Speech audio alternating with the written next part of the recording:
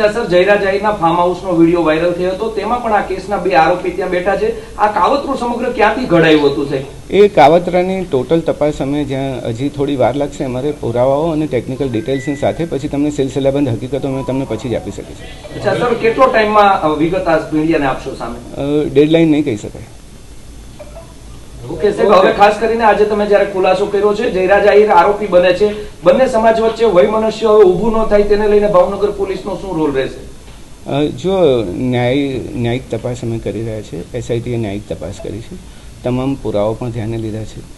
આક્ષેપો પ્રતિ આક્ષેપો તો થતા રહે છે, પરંતુ હજી સુધી એવું કોઈ વૈમનસ્ય ઊભું થાય એવું જણાયેલું નથી. અને છતાં પણ આ પ્રકારનું થાય તો અમારી અપીલ છે કે આ પ્રમાણે સોશિયલ મીડિયાનો ગેરઉપયોગ કેટલાક લોકો ના કરે.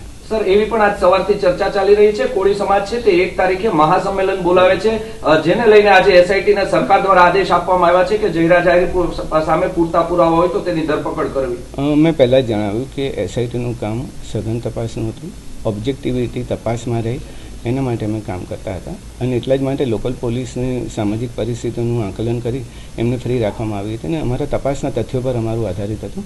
એટલે બાહ્ય પરિબળો અથવા બાહ્ય વાતાવરણની એસઆઈટીની તપાસ પર કોઈ અસર નથી.